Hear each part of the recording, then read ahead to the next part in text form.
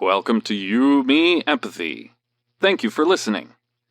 We would like to remind you that this podcast is for informational and entertainment purposes only, and is not a substitute for medical advice, diagnosis, or treatment.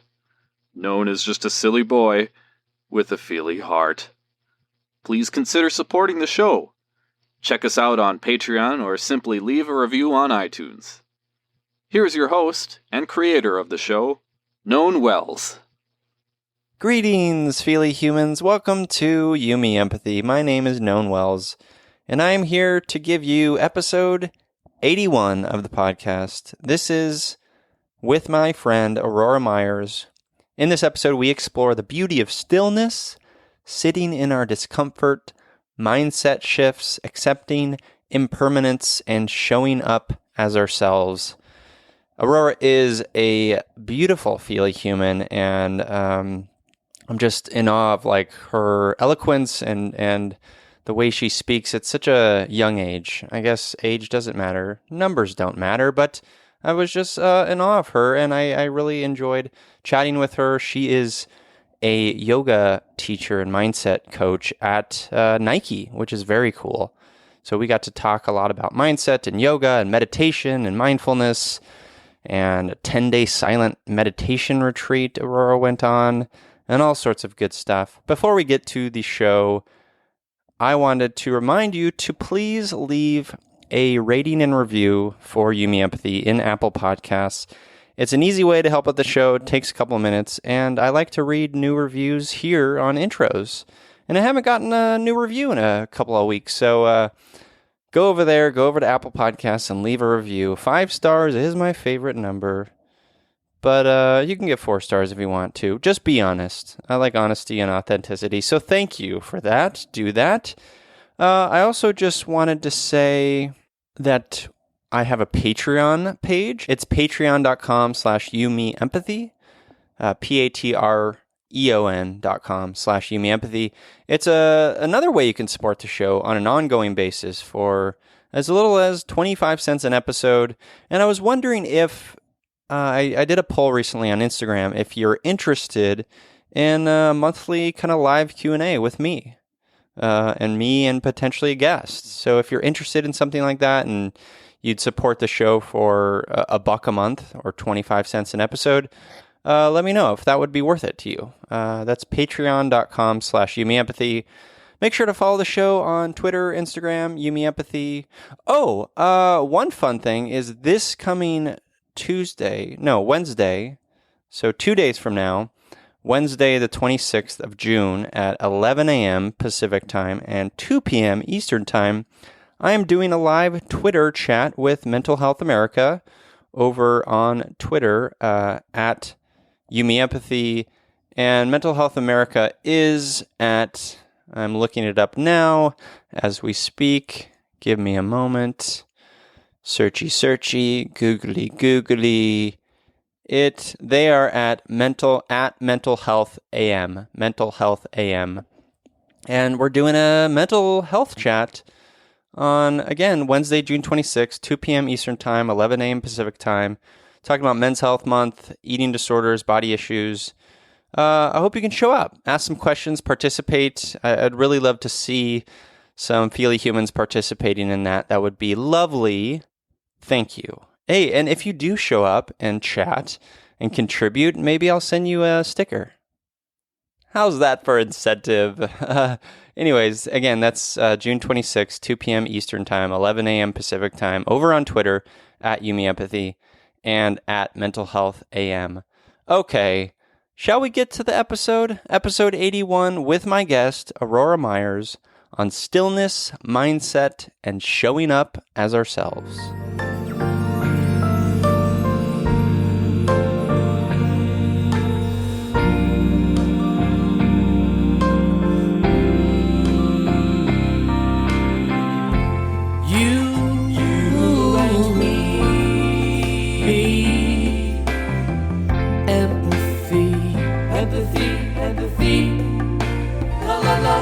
la la la. You.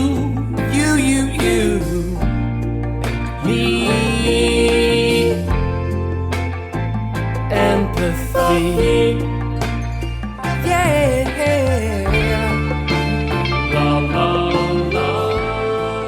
Welcome to You, Me, Empathy, a podcast about exploring the struggles we face in our day-to-day lives as humans trying to get by on this wondrous and overwhelming pale blue dot. The intent of You, Me, Empathy is to talk openly, without judgment, about our neuroses, our mental illnesses, our shared anxieties and worries, to create a dialogue that is vulnerable and deeply human and empathetic, and to share that dialogue with others to inspire emotional and cognitive collaboration and insight so we can, hand in hand, break down the stigma that make us feel shame and guilt for struggling, for feeling our feelings, for being human. You, Me, Empathy is a safe, friendly space designed to inspire the beauty in each of us. Today, I'm honored to put on my yoga pants for an empathy sweat-a-thon with yoga and mindset teacher, mental health advocate, and both rooted and rising in her vulnerability, Aurora Myers. Hello, Aurora.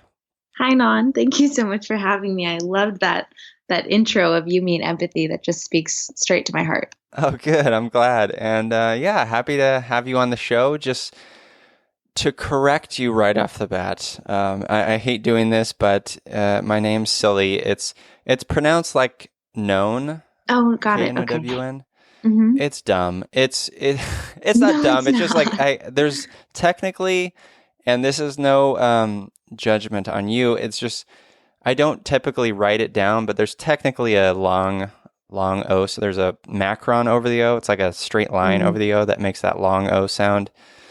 I don't know. My parents were hippies. I think that's where they got it. So no. Hey, I was about to be named Candle, so I'm happy with Aurora. My parents were hippies too. Oh my I know. goodness. I know.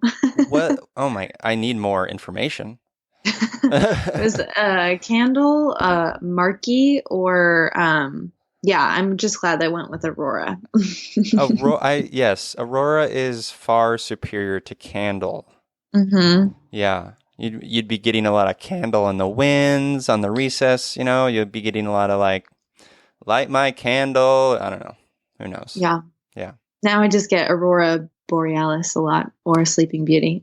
Sure. Yeah. Which are great. I mean, both of those things are beautiful. So that's a good thing. Well, happy to have you.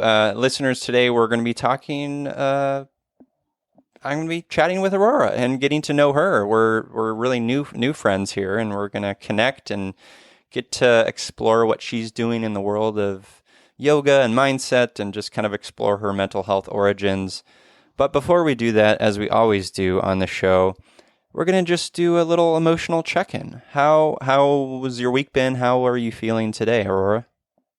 Yeah, so this week has been pretty busy. I've been taking on a lot of speaking opportunities in front of really large groups, which, if you know anything about me, my history of anxiety and social anxiety is just been pretty kind of crazy, and it's prevented me from doing a lot of things, like being in front of people and presenting in front of large groups. So it's been really actually fun, which is kind of weird because I've been working on just getting better at this for the past couple of years and really kind of forcing myself to do things that scare me and put me in these vulnerable situations and to just show up in front of others.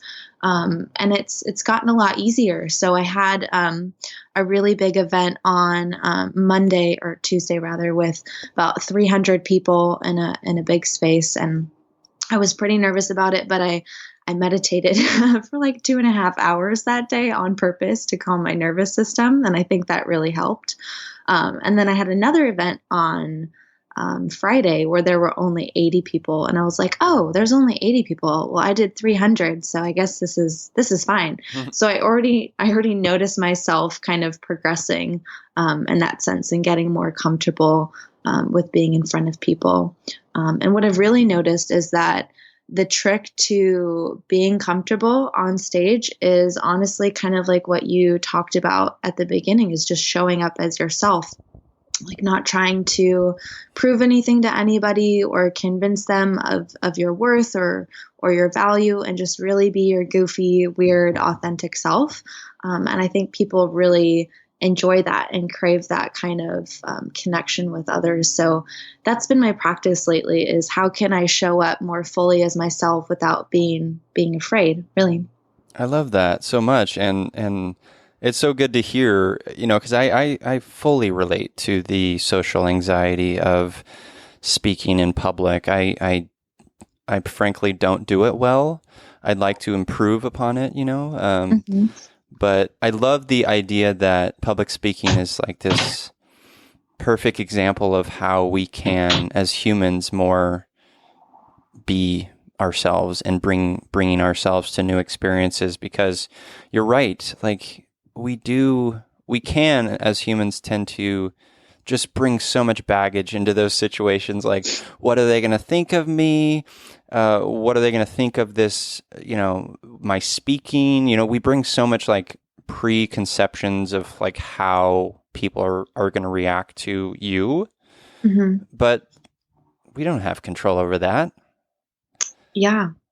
Yeah, and that's the hard part about it, because you want people to like you, you want people to understand your message and resonate with it. But what I've been really trying to focus on is that, like, I know I have value to share, and I recently got back from a 10-day silent meditation, and one of the things that the teacher was talking about was, he gave this example of how when we are in front of other people, the more people that are in front of us, the more chances we have for our ego to get broken, so to speak. So it's one thing if there's just one person in front of you, who you want to be in front of that person can get compromised just once. But if there's 300 people in front of you, that kind of vision or perception that you want others to have of you can get broken 300 times. And that's why it's scarier. So just this idea that I've been trying to really integrate is, the only thing I can do is show up as me and know that that's enough, regardless of how other people perceive it, and not trying to be this person that looks a certain way or talks a certain way or makes sense, in the way that I want to be perceived, but just being comfortable with the fact that I can mean a million different things to a million different people, and that that's okay. And that my sense of worth isn't compromised by the way other people perceive me. I mean, spot on. And it's quite a journey to get there. I'd love to, I do really want to explore how you got there, because I perceive you as to be a young person.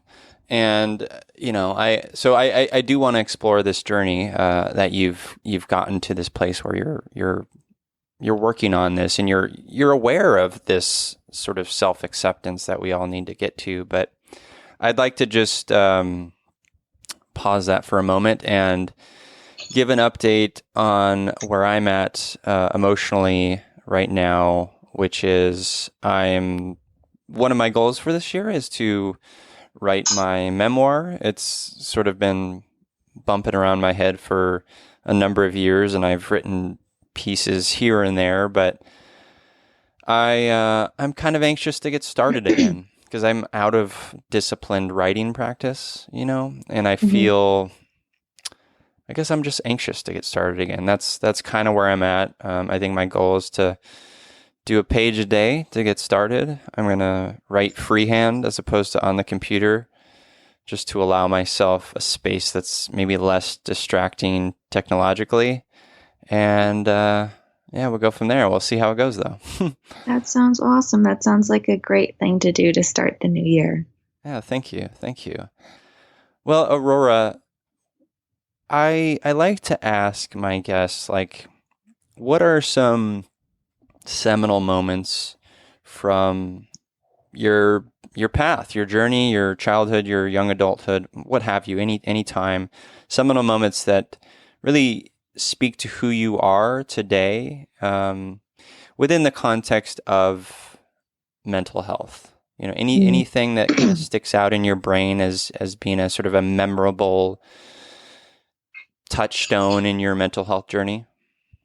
Yeah, there's actually one that I can think of pretty clearly. And it's kind of what got me opening up about mental health in general is that my dad passed away a couple of years ago while I was in college, and we had kind of an estranged relationship. So I was processing his passing kind of even months after it happened, in a way that was kind of more intense necessarily than when it first happened. So it was kind of a non-linear processing experience. But I was about to go teach a yoga class, and they had an in-service for my dad and another man who committed suicide on campus on the same day at the same time that I was going to teach this class. And I actually wanted to attend, but I couldn't because I was teaching. So I decided to kind of make a little bit of an announcement at the beginning of class and say, hey, I just wanted to let you guys know, like, there's this thing going on at the same time that I'm teaching. And I just kind of broke down on accident in front of everybody. There were like 25 or 40, I don't know. It was a big group. There were a lot of people in the room. And I literally started crying in front of everybody. And I have never done that before in my entire life. I've always been a very emotional person, but never in public or You'd cry in bathrooms and things. Yeah. Like I do sometimes. Right, exactly.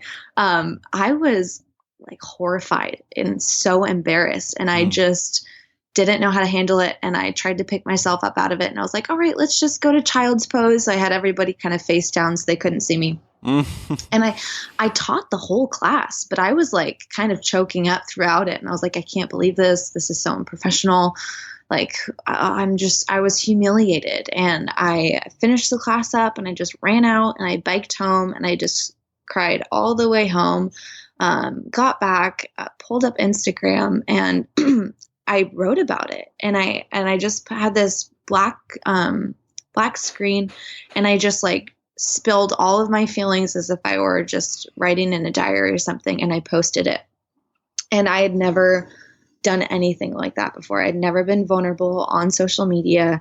I'd never actually told somebody what I was experiencing in real time. Can you hold on a sec? I'm so sorry. I'll be right back. Hold on.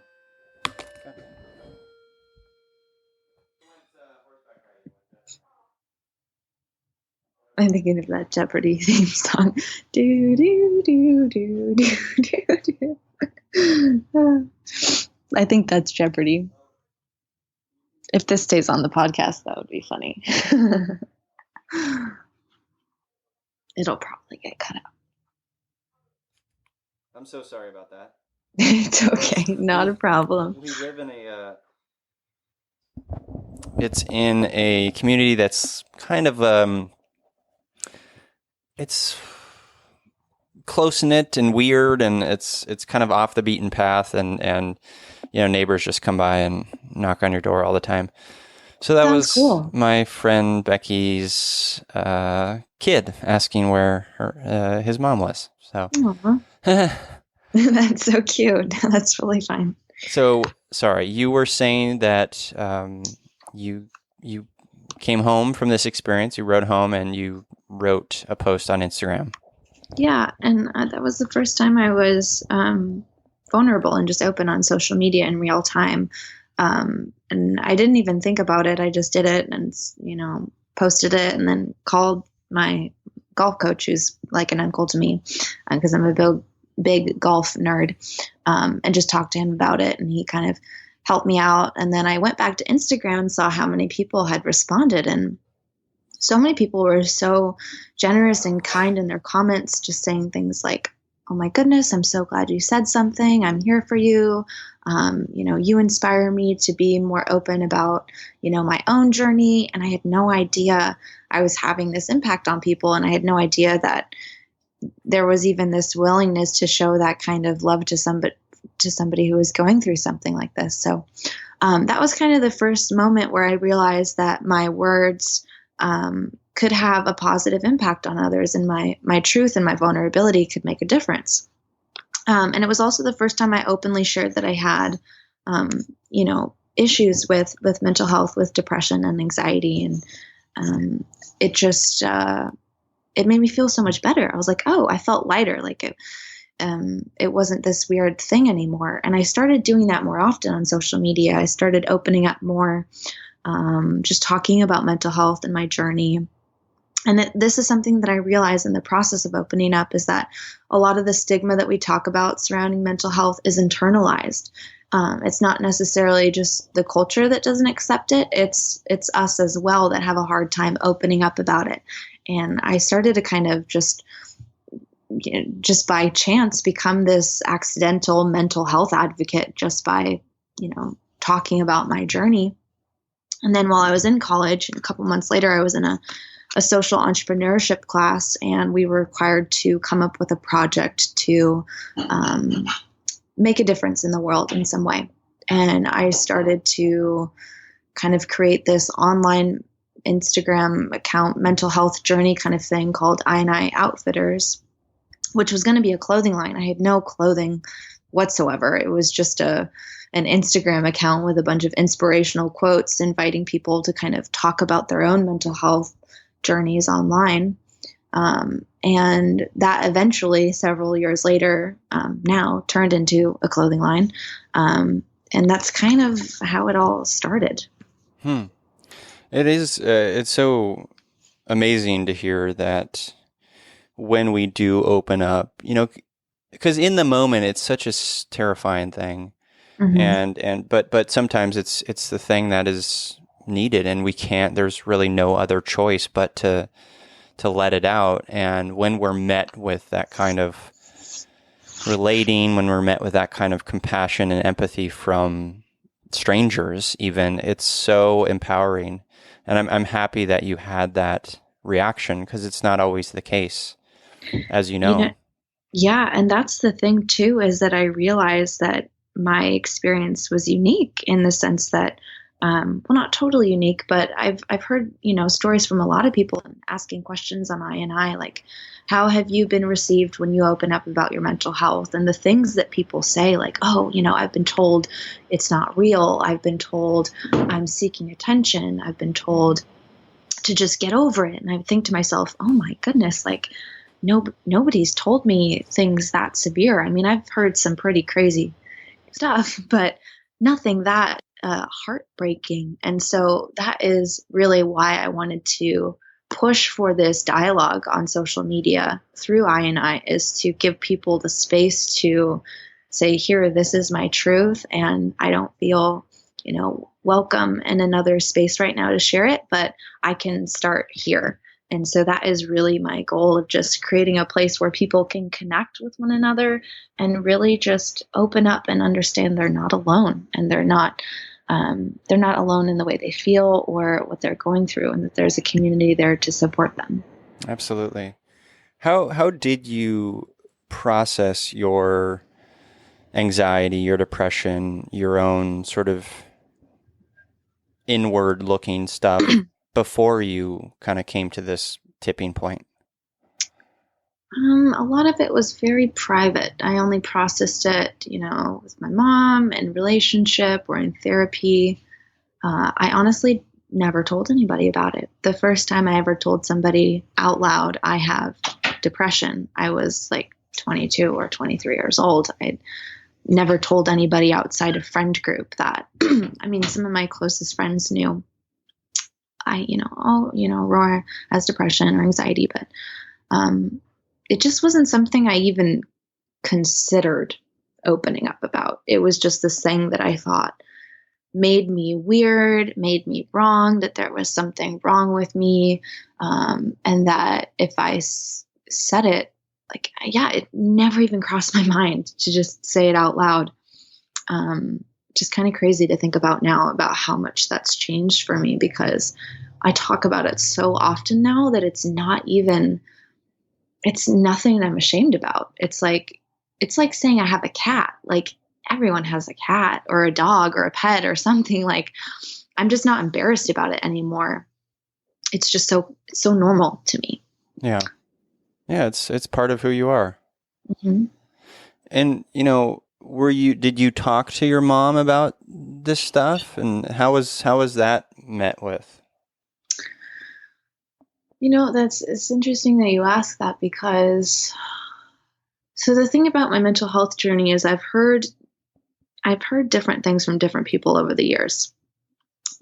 My mom would say, oh, Aurora, you need to get back on medication. I was on medication for a while, which was really helpful for my depression. I was never on anything for anxiety because I didn't even know that I had it. I just thought that anxiety was depression. I didn't get that you could be anxious and not sad, or like socially anxious or nervous or stressed. But she always wanted me to be on medication.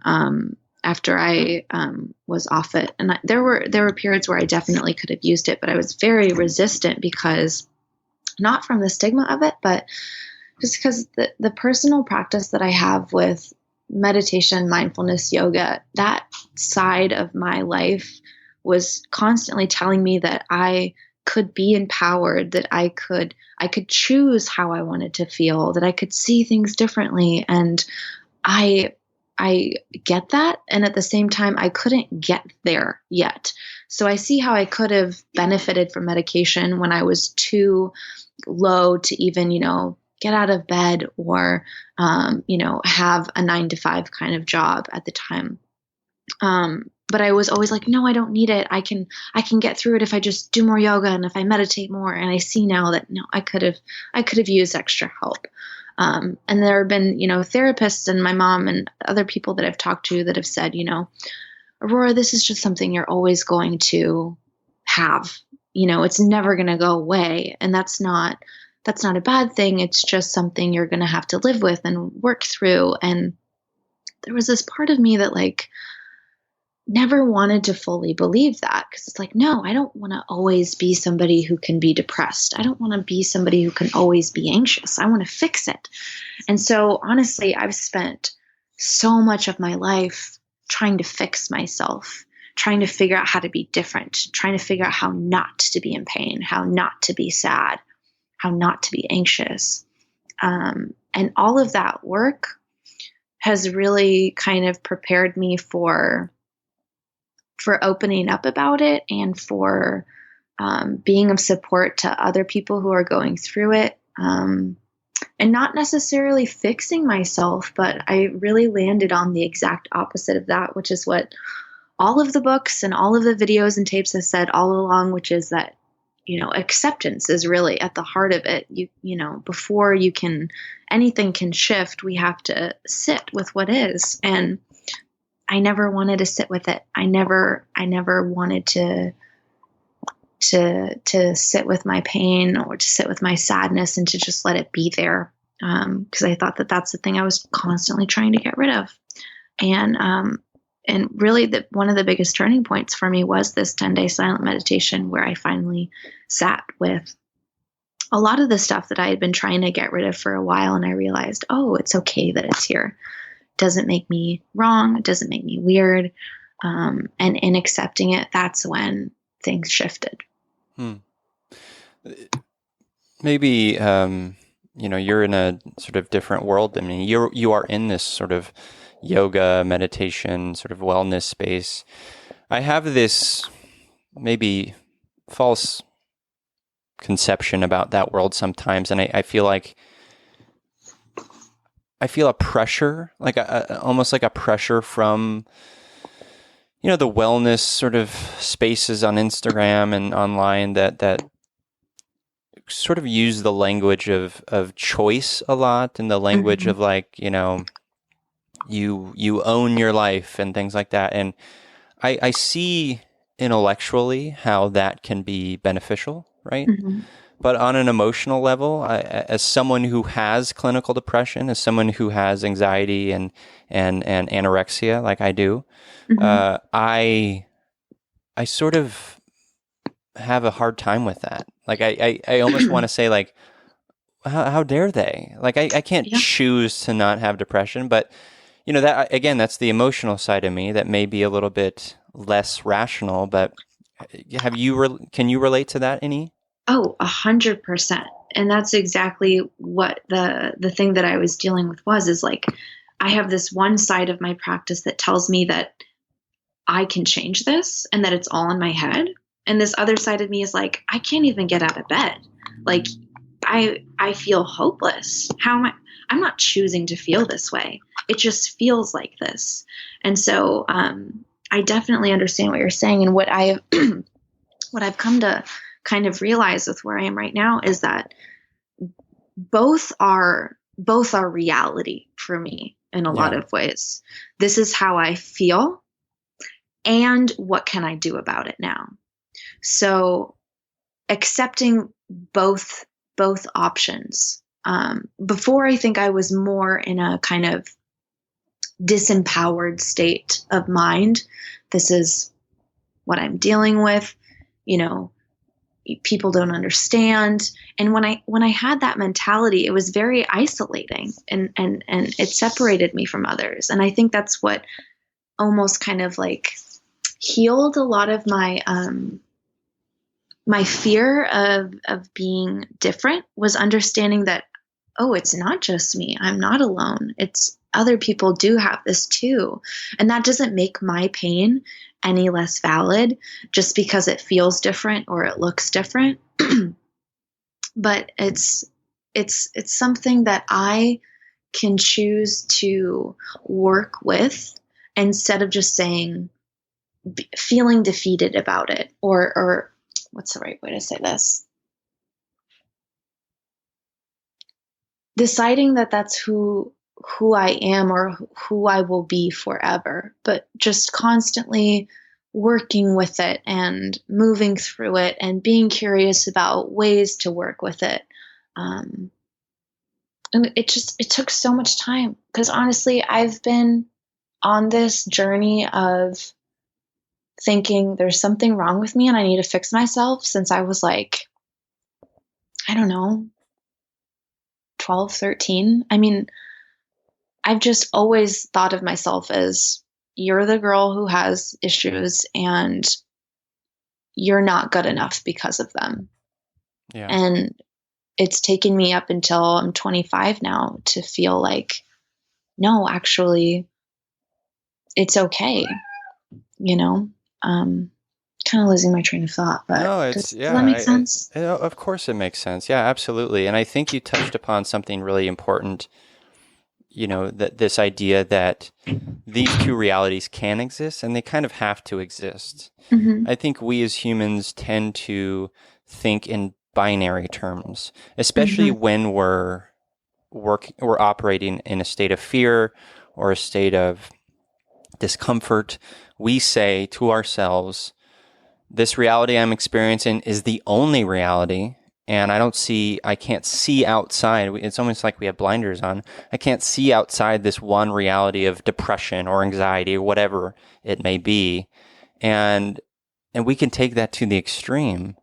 But if we can be more accepting of these realities, we can open up and see other paths, and understand that, like, oh, I have all these sort of paths ahead of me, and they're all valid, and they can exist simultaneously. But I think the way our brains work sometimes is like, oh, this thing exists, that negates the other thing.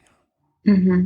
Exactly. Like when you were mentioning this idea of wellness and the wellness community, feeling very empowered and your ability to choose happiness, choose your life, all of this stuff. And someone who has chronic mental illness, being able to meet in the middle, saying, yes, our feelings are valid. Yes, we can do these things to help, but let's not negate, both of our experiences, kind of thing. Mm-hmm.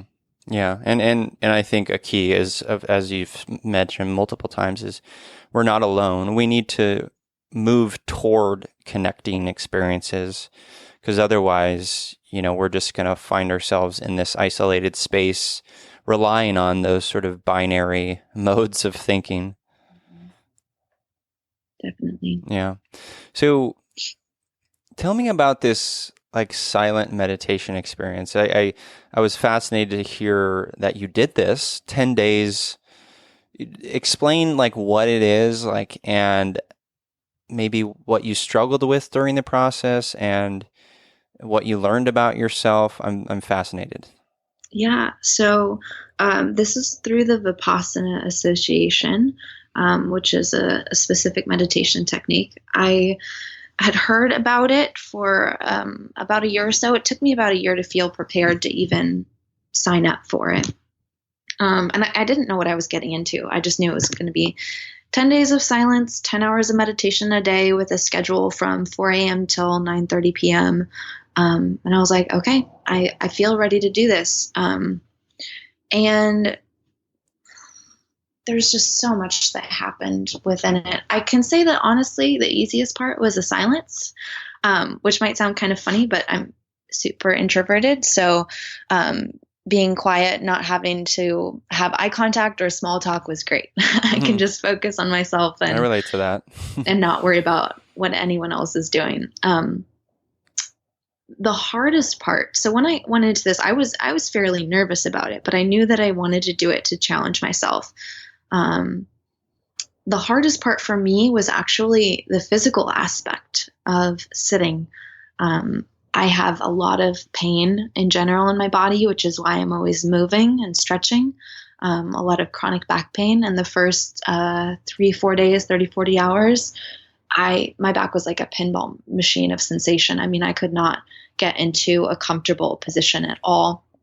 And I was worried I wouldn't be able to make it because I couldn't sit. And I felt like I wasn't even meditating. I was just like sitting in all of this pain. Yeah. Mm-hmm. So you were seated like on a yoga mat? Like, how did that work? So you're just on the floor, and you can use any kind of props that you want. We had cushions, blankets, pillows. On the third or fourth day, I eventually got a little tiny seat, so it had a back to it, which was really helpful for the rest of the time there. So the thing about it is, one of the biggest things I learned from this is that when we experience something uncomfortable, physically, mentally, we like to shift and make ourselves feel more comfortable. So one of the things we were asked to practice is stillness.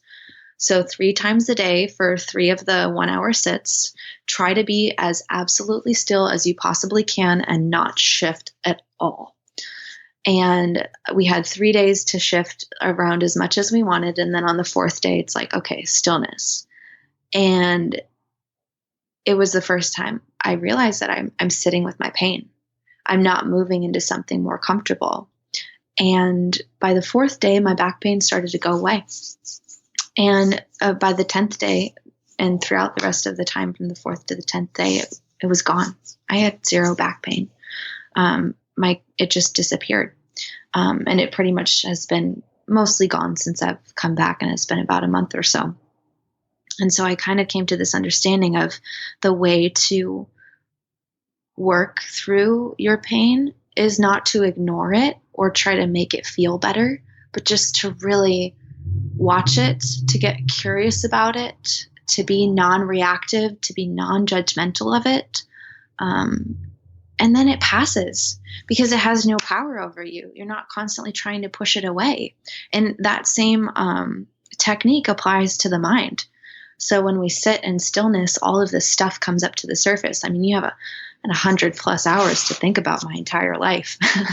All the decisions I've made, all the relationships I've been in, all the experiences I've been in, like everything came up. And just noticing that it happened, it's there. And this concept of, which was really talked about a lot in the course, was this word called anicca, which means impermanence, or this concept of this will also change. So the experience of negative sensation or pain or emotions arising and passing in the body and the mind, that will change. The good will change, the bad will change, what we perceive as good and bad will change, and it's just there. It's really just the thoughts that we apply to it that kind of create our experience of it. And so it's all this stuff that I had been intellectualizing and reading about and trying to fix in myself for years and years and years, finally was being physiologically integrated with just the simple concept of I see this pain or this sensation in my body, and instead of moving, I'm still. And it stops having the same powerful effect of pain or fear in me. And that's one of the biggest things I learned, is that my growth in my body and my mind actually lies on the other side of everything that scares the shit out of me, of everything that feels uncomfortable. And that me running away from that is just it constantly getting bigger and bigger on, underneath the surface, just waiting to bubble up again. And so now I see things that happen to me that make me feel good as, that makes me feel good. That's awesome. I can be more present with it. I can sit with it and not crave it or want it or hope for it or get attached to it. Or, I've been getting a lot of positive feedback with the public speaking I've been doing. And instead of, whereas my normal, previous self would have been like, oh my goodness, they like me. I'm so excited. I keep doing really well. This is awesome. I just think to myself, this is good. I'm making a difference, but I'm not as attached to it. My self-esteem isn't as attached to, oh, they liked it. Whereas before that would have been everything. And now when something bad happens or something stresses me out, I think, ooh, this is good, because look at how I'm responding to it. I'm responding with an anxious thought. I'm responding with stress. I'm responding with fear. This means there's work I need to do here. This is good. This is showing up. It's very clear to me. This is what I need to focus on to work through. It's no longer this thing of, oh no, here it is again. It's like, ooh, it's here. Where can I improve? I'm no longer afraid. And that whole experience just empowered me so much to see that if I can do that, I can do anything. Everything is arising, passing, everything is changing. No feeling is permanent, no emotion, no situation. It provides me with a sense of so much more presence and gratitude, and then also just security and knowing that the pain won't last.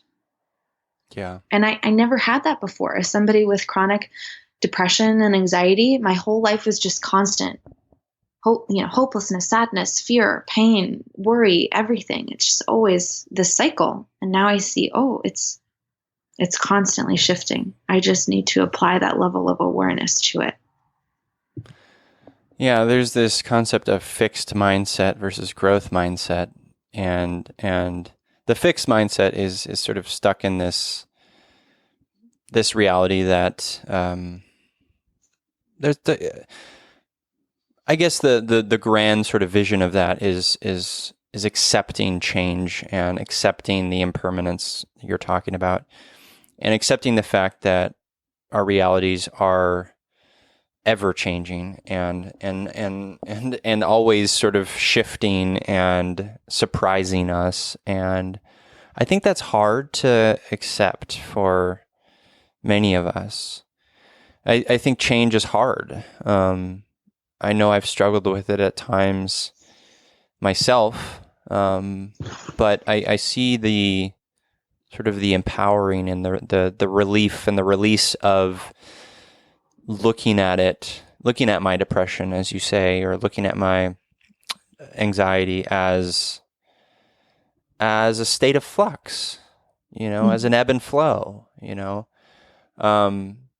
I think that's beautiful, and I'm so grateful that you had that experience. How are you taking that into your world now? I mean, you talked about how, maybe you get some great feedback on, an Instagram post, and you're not taking that to heart, to your heart, center, and saying like, this is my everything and this will affect my day. Like how is that affecting your relationships, being that presence and present and recognizing the impermanence of this world? Like how is it? It sounds amazing. It sounds like a great place to be. And I think I know personally that I can be there at times, and I know personally I struggle with it at times. Like, how is it for you? It's this general sense of feeling like there's less fear about what could happen. I'm a very big, oh my goodness, what if this happens? Very anxious about the future. And it's more, it doesn't matter what will happen because I know who I can be regardless of what comes up. And it's the sense of confidence, just kind of quiet confidence in knowing that I can, yeah, there's that word again, but choose. I get to choose who I want to be no matter what happens. And in relationships, it's more presence when things feel good, more gratitude. It's just this, when I started using Headspace, the meditation app, within the past couple months, and there are stats, and they say, meditation helps you increase your compassion and your gratitude, and there's all these percentages and stuff by 23% or whatnot. And I'm naturally, you probably can't tell from talking to me now, but I've always been a very cynical, pessimistic, anxious person. And I saw those stats, and even though I meditate, I'm like, yeah, I don't see how that can happen. I mean, I can see it making me feel calm, but I don't see how that will change my outlook on the world or the way I look at people. I'm just a very, I guess you could say kind of untrustworthy, because I've just had a lot of experiences in the past that have led me to be careful with people. But yeah, I was like, I don't think that's going to change. And it has. I find myself so much more compassionate and open with people and grateful and present in the moment. And it's not anything they're doing. And again, I'm not worried anymore about what they could do to hurt me or how this could turn out badly or XYZ. It's like, I trust myself to be able to handle it. And I could never tell you that before, that I would have enough confidence in myself to be able to take care of myself. Mm-hmm. I've always been somebody that's wanted other people to take care of me. And that's one of the other big things I learned on this 10-day is that I can be here for myself. I don't have to look to someone else to do that for me. So that's definitely impacted my closest relationships. Really kind of thinking about, because I have a lot of habits where I'll just kind of expect other people to take care of things. And it's like, oh, wait, I can actually step up and do that. Or look, see how you're relying on this person when you don't really need to be. You could actually do that for yourself. Or just being in the moment with other people and recognizing this could all go away, tomorrow. This person could get in a car accident. They wouldn't be here anymore. And it also comes up when just in like little arguments or stuff or disagreements, like, oh, like notice the sensation that's arising in your body right now. This is a feeling of anger. This is a feeling of annoyance. This is a feeling of I'm misunderstood right now. I'm more in tune with obviously like the sensations in my body because I sat with them for so long that I no longer react as quickly. It's like, I see this, how this stimuli is affecting me physically. And then I have that space to choose how I want to react. Do I want to react in the same way that I've always reacted, where I get angry and I say this or that, or I poke because I know that's your weak spot? Or do I say, maybe I need to just calm down for a second? And so there's more of that awareness as well within the context of conversations that go so quickly that you can't even figure out how, fast you got into that space of, now I'm annoyed, or now I'm angry.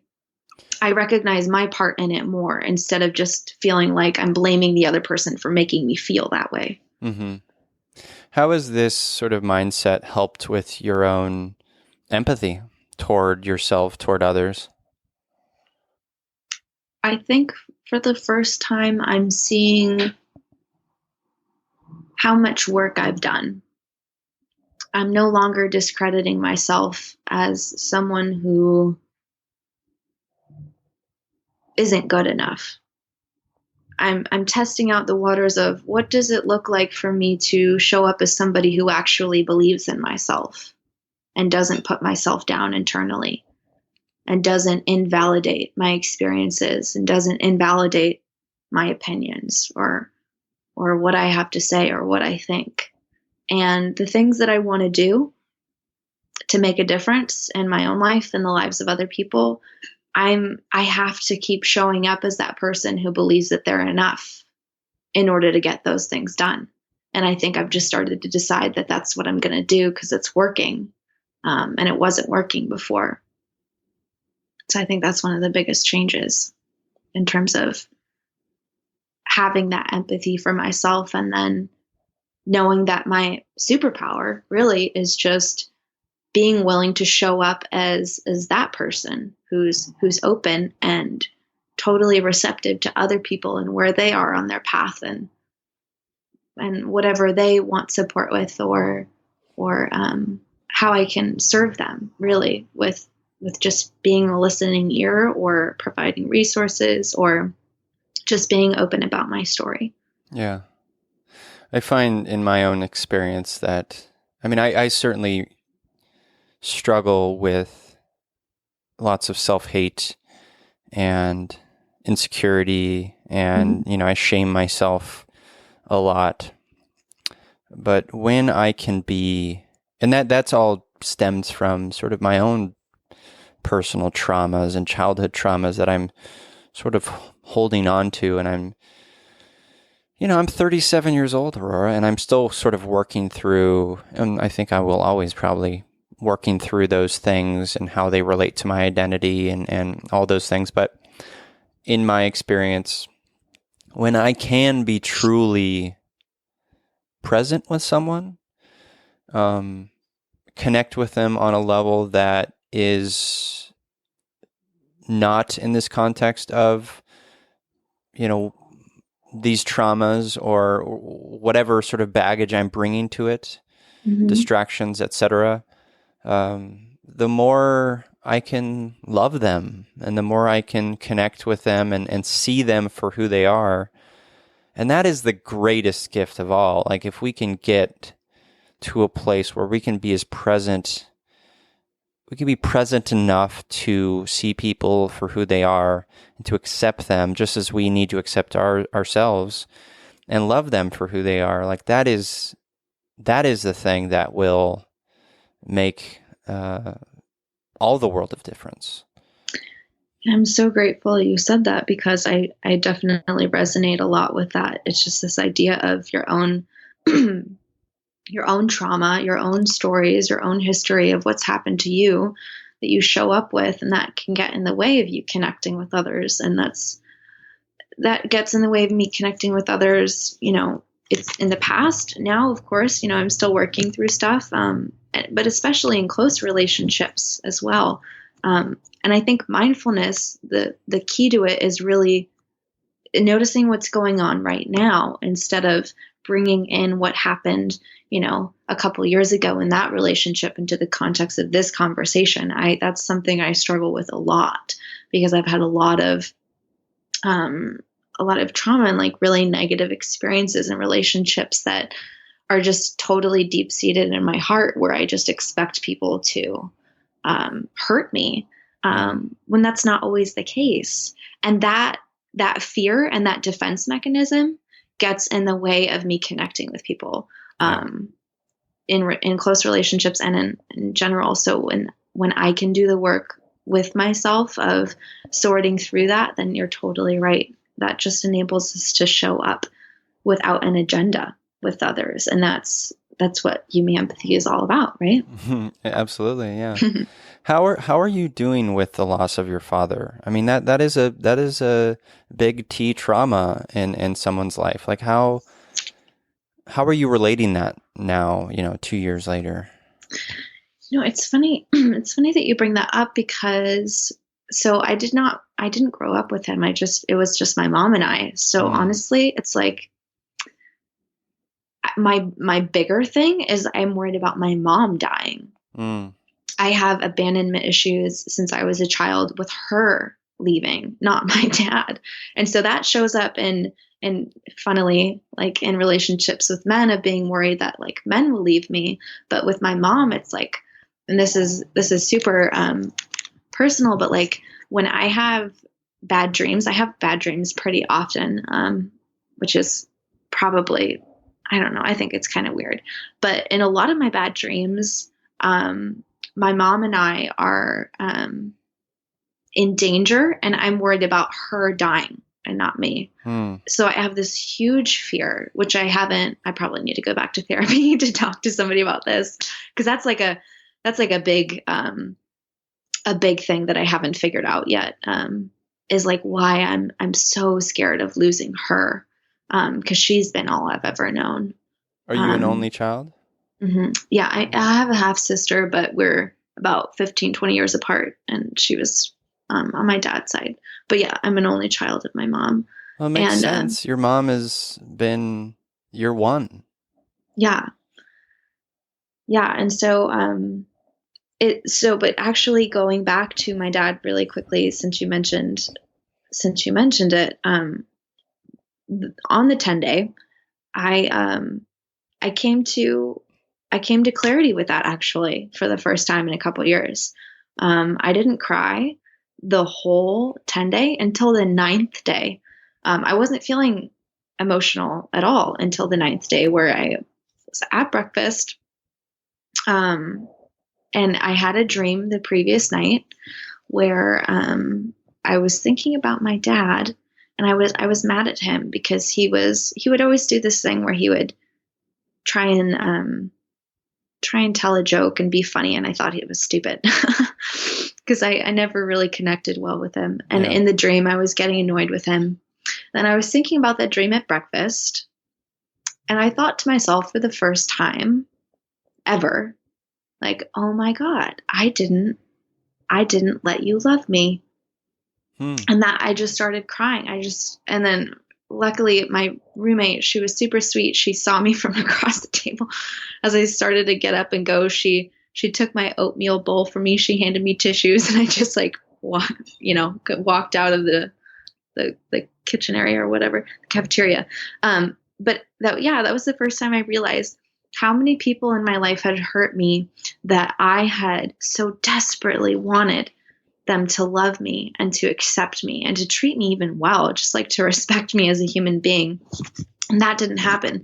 And there was this one person my entire life that loved me so much, and I never let them love me back because I always kept my distance, because I was mad at him I blamed him for, the reason why my parents were divorced, the reason why my mom had trauma, why I had, all of these issues with men and fear with abandonment, and the reason why we grew up so poor in my mind. Like I blamed my parents and him especially for so much pain and stuff in my life. And I went to the woods and I just burst into tears, and I just said over and over again, I'm so sorry. I'm so sorry. I never let you love me. And I never realized that I had done that, and that I put that on them. I put my experience in this world since I was like 4 or 5. I blamed that on my parents. And for the first time, I realized I can control that.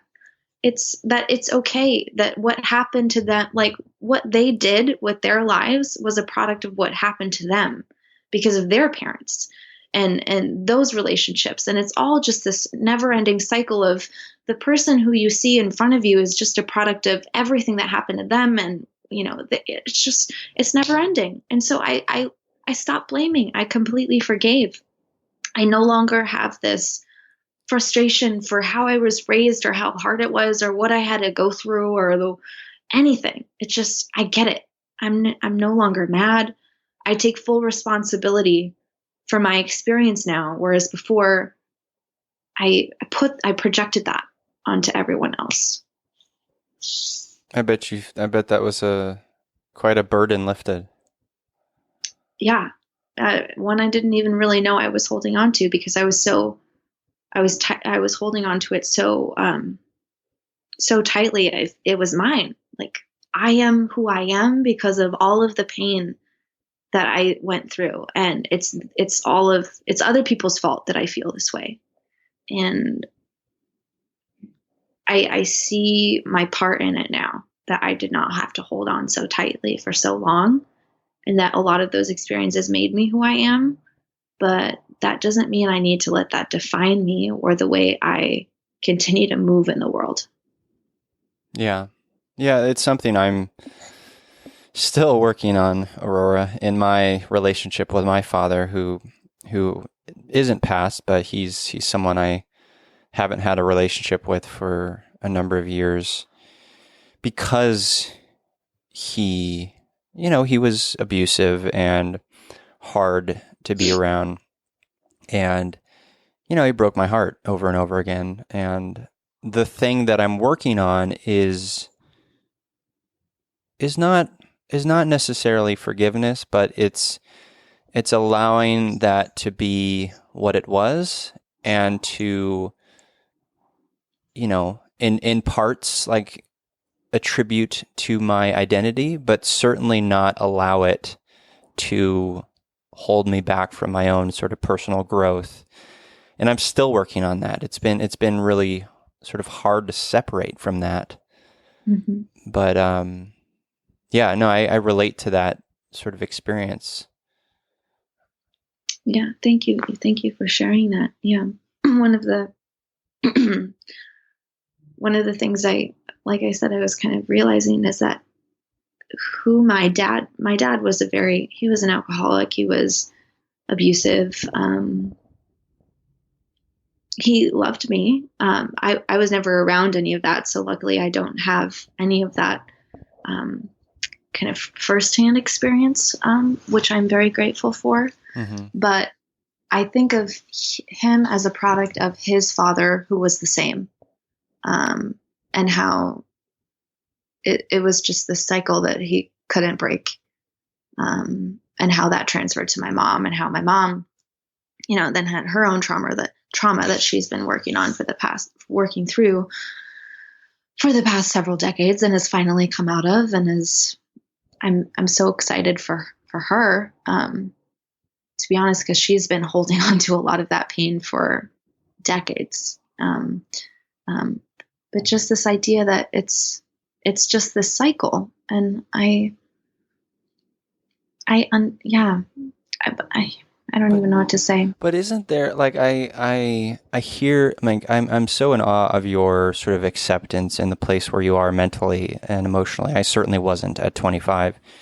I was still sort of in the throes of my anorexia, but I wonder, like, I see, your acceptance of that, and being, he's the product of, and we don't have to use your father as an example, but just looking at someone's behavior and having an acceptance for how their childhood informed how they are.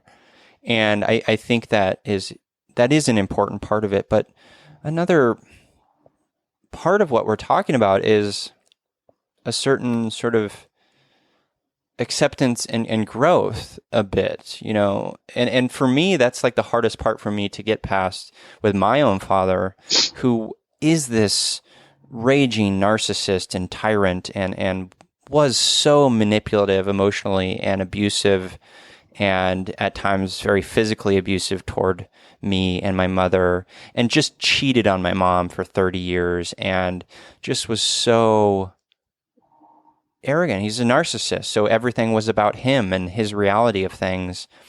And I have such a visceral reaction to sort of any sort of arrogance in people now because of it. But, like, I have trouble, and I know that he didn't have the best childhood. His parents were a bit cold, but another, and I have sympathy for that. But another part of me, like, is angry about that, like, that he didn't find a way to make it better for himself. Mm-hmm. Does that make sense? Oh yeah, 100%.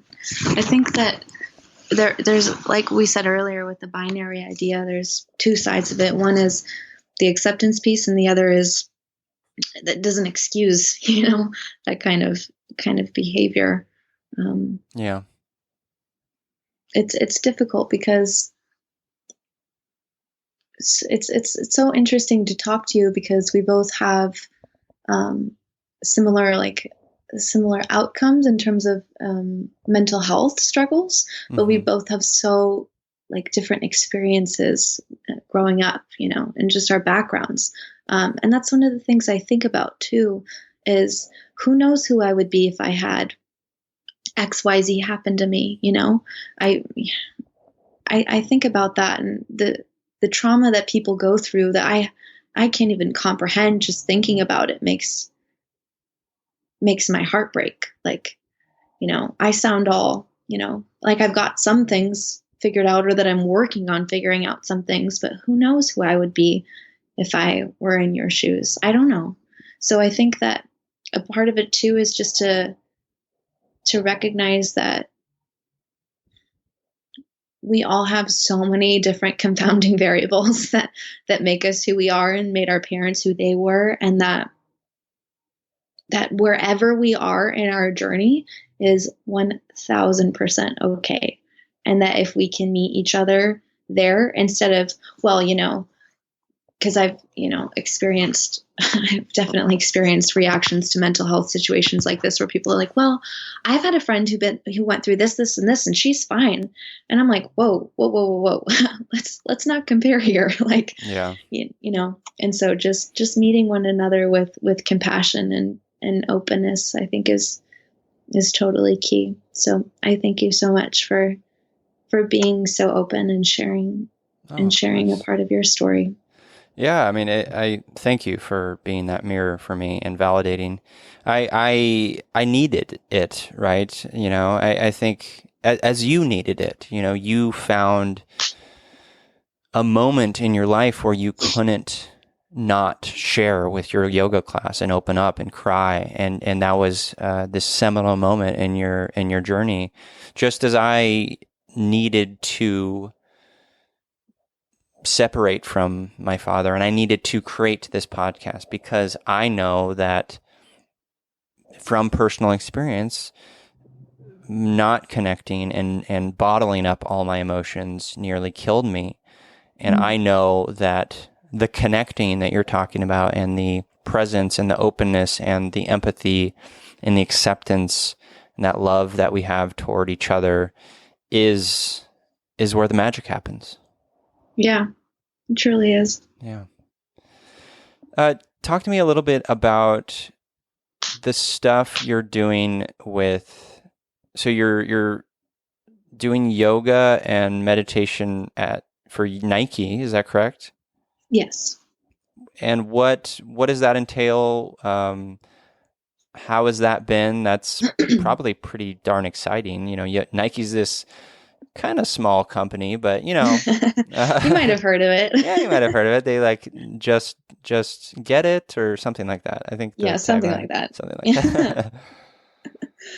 No, that's been really fun for me. I started working there about a year ago as a yoga instructor, and have slowly my job has kind of morphed into this kind of mindset and meditation teacher, which is not something I thought I would do. I was like, no, I'm going to be a yoga teacher forever. That's my thing. Meditation was this thing that was very personal. I didn't know how to talk about it to people or how to convince people to try it out, which is one of the big reasons why I did the 10-day. Is because I wanted to have more experience under my belt, so I could really talk about it from that vantage point of saying, look, I know how hard it is. Let me talk to you about some things. And right now so here's my thing. When I said earlier that in order for me to get some things done, I'm going to have to start showing up as the person who believes in themselves. The thing that I want to do to change the world is I want to change the way the world sees mental health and mindset. And I'm starting at Nike, which has a pretty big reach. So right now I'm working across at their world headquarters to create programming to make mindset and mindfulness more a part of the culture and more a part of the everyday norm. So going into your biweekly team meeting, you have a meditation teacher that pops in the room and starts you off with a 5-minute guided meditation. You have a conference, which is what I've been doing a lot of lately, conferences and workshops. Between speakers, you have a 10-minute stretching break. You have a 10-minute meditation. There's hundreds of people in the room. They're all doing it together. It's just this thing I want to help make more normal. So I've been in charge of pushing programming for that, having meditation rooms on campus. Once we get them on campus, let's get them to their other sites. From there, I want to go, across North America and worldwide is really my big dream goal. So I feel like I've landed in this space where I'm at the very beginning of my career, and what I've decided, and again, on this 10 days, that I want to devote my career to making mindfulness, meditation, these resources and tools available and accessible and the norm to anybody who needs them, as a source of support for, people like us who have these, struggles with mental health, and then just anybody in general who has struggles with stress or anxiety, who wants a way out. And this 10-day really showed me that there is a way out of this feeling of despair, of sadness, of confusion. I felt this way my entire life. My mom put me in therapy when I was 4 years old because she saw that I had anger issues. Like literally in kindergarten, I've been in therapy in and out since I was 4. I've struggled with being sad and angry and lonely and anxious forever. And I see a way that you can work through that and work with it to no longer have it take such hard control of your life, for you to start to feel more empowered. And this is coming from somebody who, didn't think that was a possibility. I'm just so excited to share that with people. And I want to devote my life to helping others find that within themselves. So I get to do that at Nike to start, and then wherever it may take me, who knows? But I definitely want that to be a part of who I am moving forward. I love it. That's amazing. And it's so cool that you're doing it at that level.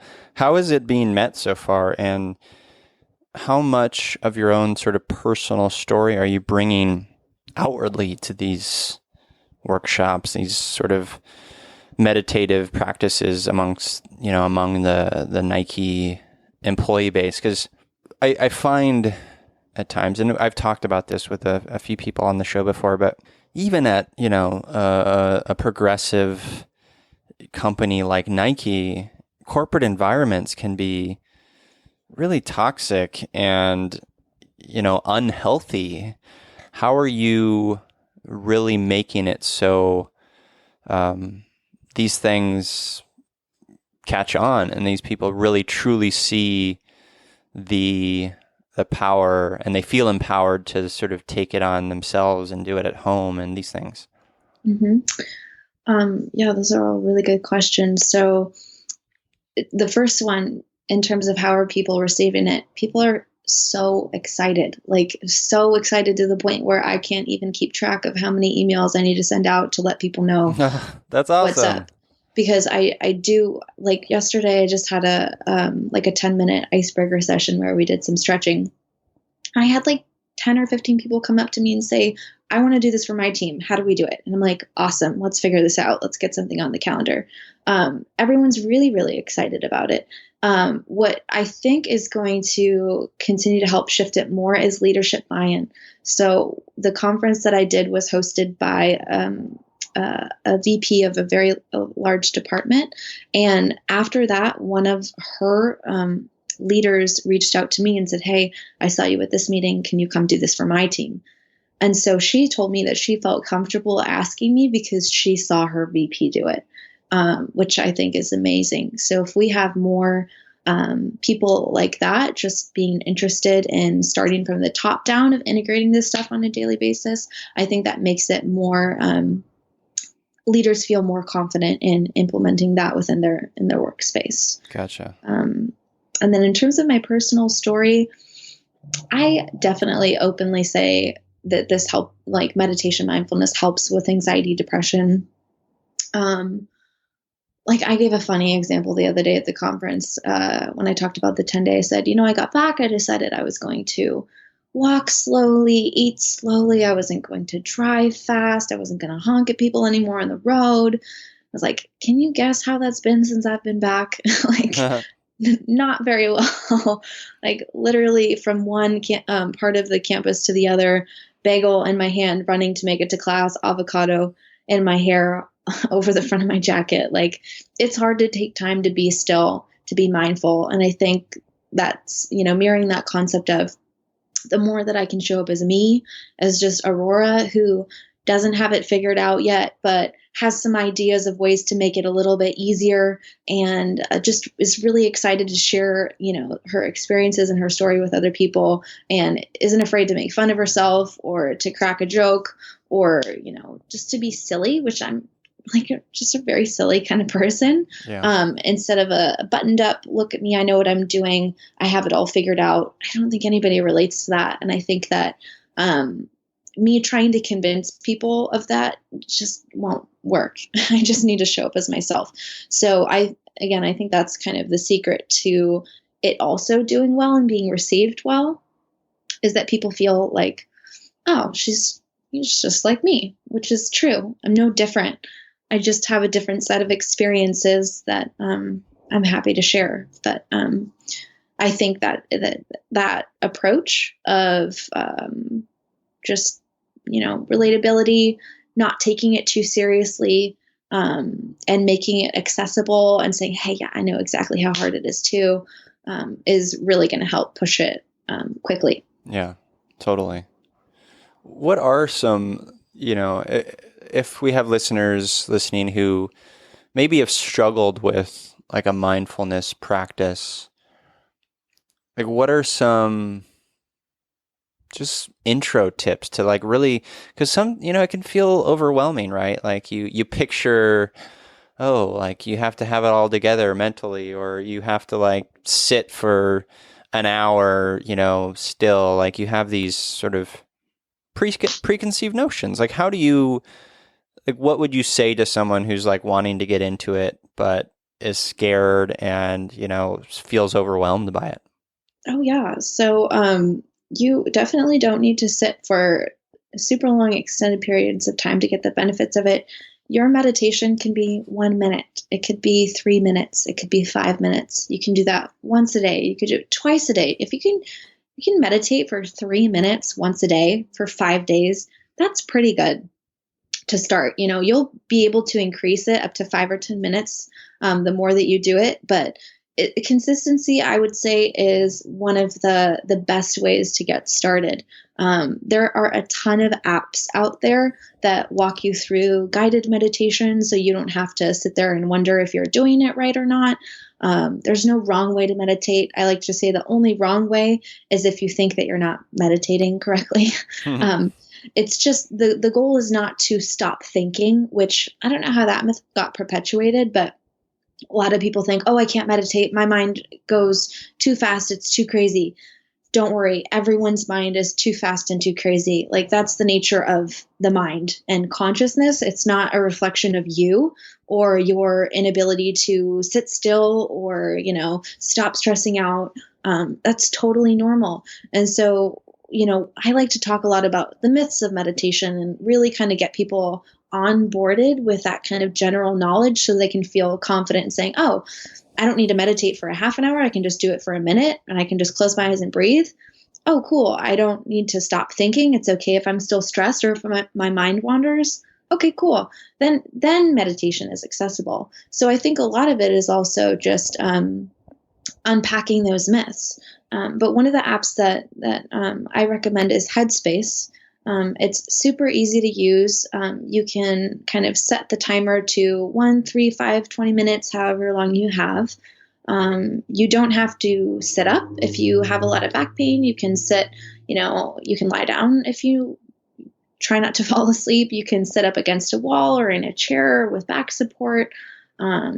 And then that practice of meditation, which is basically just awareness of breath, awareness of thoughts and sensations in the body, that stuff starts to translate into the rest of your day, which is what mindfulness is. So you can apply that level of awareness as you're driving, as you're in conversation with somebody, as you're eating your food, instead of being on your phone and eating and having a conversation and trying to answer an email.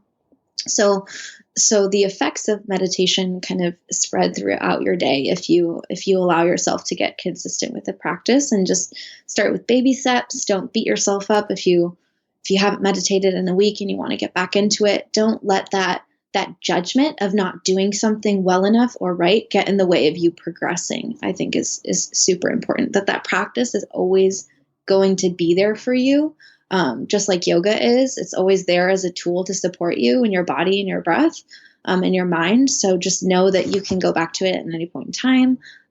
You don't need to be super regimented about it. You can do it whenever you need to. Amazing. Thank you for that.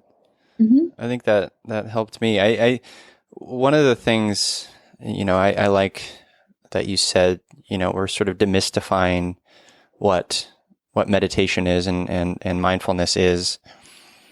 And that's really kind of what we're talking about as a whole here. We're kind of demystifying what it means to be human, and demystifying experiences and breaking them down to their component parts and accepting them for what they are.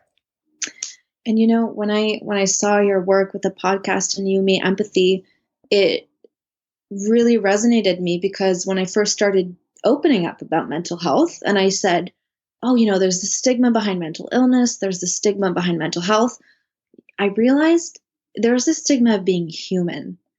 That's really what it is. Oh, yeah. It's just, we're so afraid to show up as ourselves, regardless of whether or not we have some mental health struggle. We all have something that, is our thing. And so I was like, this is a human thing, not a me thing, not a mental health thing. People are just scared. Yep. And we're all human. We're all feely humans. We're all feely humans. We need to talk about it more and have conversations like these, because it's fun, and it's enlightening, and it's refreshing. Like, it's so refreshing. Yeah, absolutely. And then you have this I Outfitters clothing line. Can you tell the listeners about that? Yes. So it's basically a clothing line to raise awareness about mental health. The first piece that we have out in the collection is supposed to be a big conversation starter. So a lot of people who are new to opening up about their mental health journeys, like, how am I supposed to even talk about this or make this, something that's normalized? I came up with a list of 20 famous figures throughout history that have various mental illnesses, everyone from painters to athletes, artists, musicians, anybody you can think of across all genders, backgrounds, times in history. And all of these people did amazing work, or are doing amazing work, in spite of what they've been through, but also inspired by it. So much of their work is more beautiful and resonates more because of what they have been through, their journey and their story and their struggle. So I wanted a physical reminder that somebody could literally put on a sweatshirt and feel empowered, knowing that they're not alone in their struggle, and that it's really their struggle and their story that is going to help them and propel them forward, instead of pull them backwards. And so it's also this conversation starter. It's just a bunch of last names, so it can be kind of confusing. People might look at that and say, oh, what's up with your sweatshirt? And you can say, oh, all these people have mental illness. And they're like, what? I didn't know Kendrick Lamar had anxiety, or what's wrong with Demi Lovato? And you can just kind of have this open conversation about, oh, all these people have all these things. I had no idea J.K. Rowling had depression and, anxiety, and all these really amazing people, just like you, which is why it's called Among the Greatest at the very end, is if you have mental health issues, you're not alone. You're just one of many people among the greatest. It's this physical reminder. It's this conversation starter. It's this way to start to feel empowered, right? So what we were saying earlier with, our stories, yes, we have struggles. Yes, we have pain.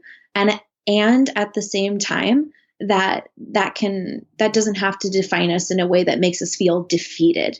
We can define it in a way that makes us feel empowered. Like, look at all I've done in spite of all of this. I'm still here. I'm still thriving. I still got up today and, got out of bed and showered. Like, the little small wins, I think we discredit ourselves for all of the things that we work through in order to get where we are today. Like, for some of us, it takes so much just to get out of bed. It takes so much just to go to work. Some days are just really, really hard. And that's okay. And I also, this sweatshirt is super snuggly too. So I just wanted it to be like a really, kind of like an embracing, empowering feeling. Yeah. Yeah. I love that.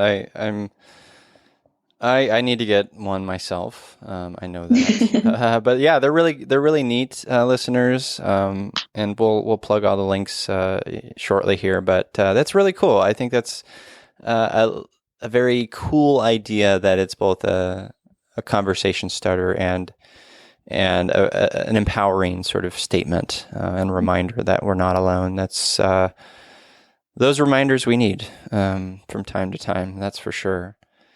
And Leslie, how I know you were working on a podcast. How's that process going?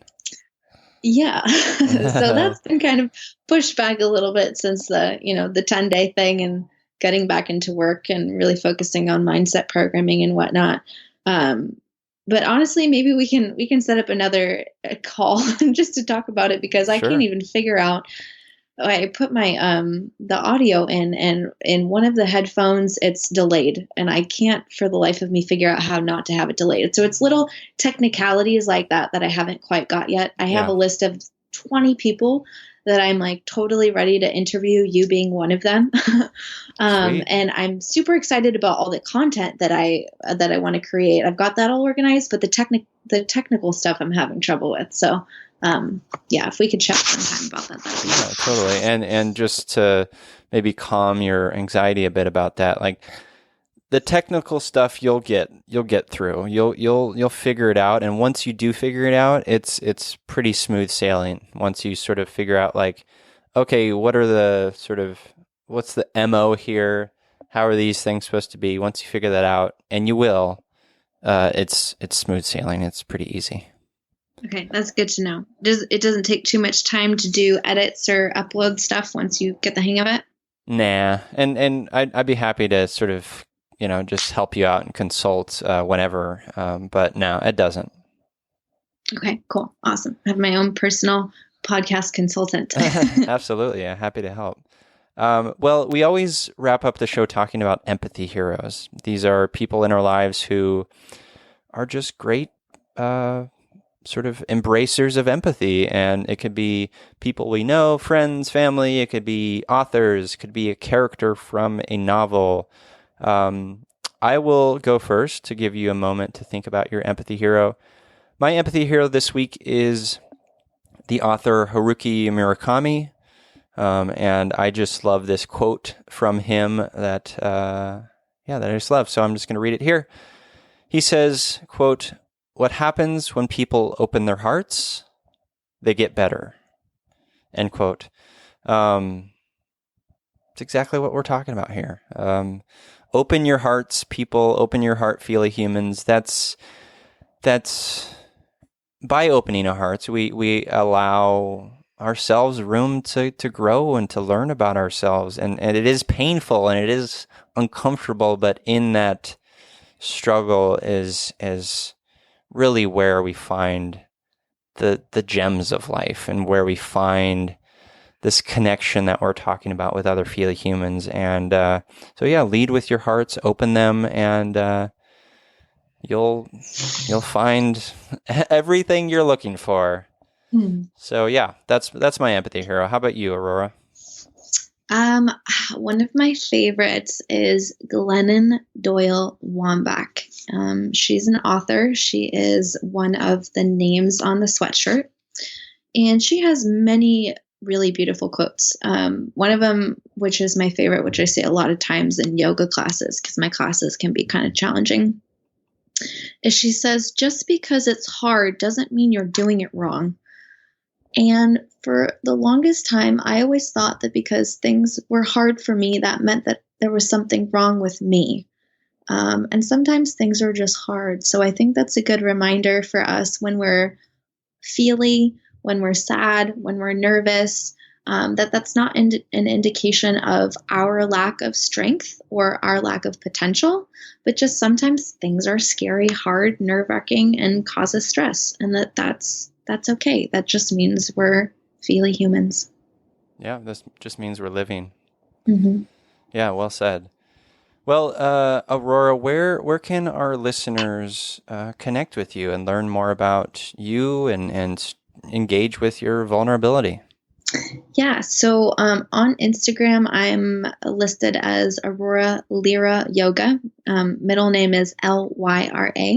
And in that Instagram account, I have links to I&I Outfitters, which is just IANDI Outfitters, the mental health clothing line. And in that bio, I also have links to my website, which is therootedandrising.com. So I have a bunch of blog posts about yoga and just my own mental health stories going into detail if you're ever really curious. Have some poetry up on there, some yoga resources for newbies, and hopefully, fingers crossed soon, a podcast with no one's help. And and then just the IandIOutfitters.com for the sweatshirts and t-shirts. Oh, and if you are also a feely human and you want to share your mental health story, I&I has a blog where you can submit your story. We ask you a couple questions, and then we post it up there, and you are free to share that with all of your friends on social media channels to just be a mental health advocate yourself and kind of get your story out there so you start to feel more empowered. Very cool. Yeah, thanks for sharing that. And those links, listeners, will be in the show notes. So go there and learn more about Aurora and I and Rooted and Rising and all this loveliness. Well, Aurora, thank you so much for being on You, Me, Empathy with me. I like I said before, I'm lightly skeptical, but mostly just in awe of the place that you are. You seem very grounded and just in a good space. And I'm grateful for that. Thank you. Thank you very much for having me. And I appreciate your presence and your desire to start this show and this space for us to kind of come together and just chat. Yeah, thank you. And to you listeners, I'm here, you're here, we're here together on this wayward, overwhelming, awe-inspiring pale blue dot. We have each other. It's You, Me, Empathy.